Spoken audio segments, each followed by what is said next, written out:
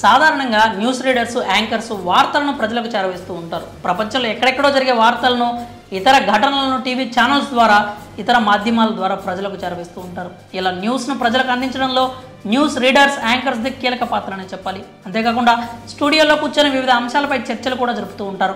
అలా మనకు కనిపించే యాంకర్స్ చేతిలో పెన్ను లేదా పేపర్లు వంటివి మాత్రమే కనిపిస్తాయి. కానీ ఓ మహిళా యాంకర్ ఏకంగా తుపాకీతో కనిపించింది.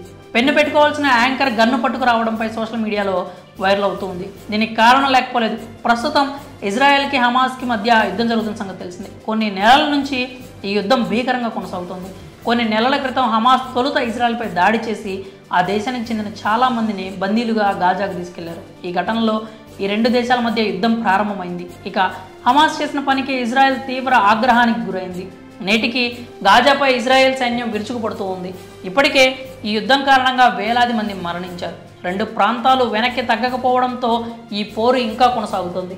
ఈ నేపథ్యంలోనే ఇజ్రాయెల్కి చెందిన ఓ టీవీ యాంకర్ సోషల్ మీడియాలో ట్రెండ్ అవుతూ ఉన్నారు. ఇజ్రాయెల్కి చెందిన ఓ లేడీ యాంకర్ ప్యాంటు వెనుక జేబులో తుపాకీ పెట్టుకుని తుపాకీ పెట్టుకుని వార్తలు చదువుతున్న ఫోటోలు సోషల్ మీడియాలో వైరల్ అవుతూ ఉన్నాయి.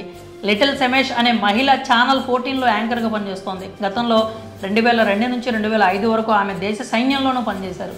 గత ఏడాది ఇజ్రాయెల్పై జరిగిన దాడి, ప్రస్తుతం హమాస్లో యుద్ధం నేపథ్యంలో ఇజ్రాయెల్లో పలువురు మహిళలు తమ వెంట తుపాకులు తీసుకెళ్తున్నారు. ఎక్కడైనా ఉగ్రవాదులు తమపై దాడి చేస్తే ఆత్మరక్షణ కోసమని చెప్పి ఇజ్రాయెల్ మహిళలు గన్స్ను తమ వెంట క్యారీ చేస్తున్నారు. ఇదే తరహాలో లిటిల్ కూడా తుపాకీ వెంట ఉంచుకున్నట్లు తెలుస్తోంది. ఇదిలా ఉంటే ఇటీవల కాలంలో గన్ కల్చర్ బాగా పెరిగిపోయింది.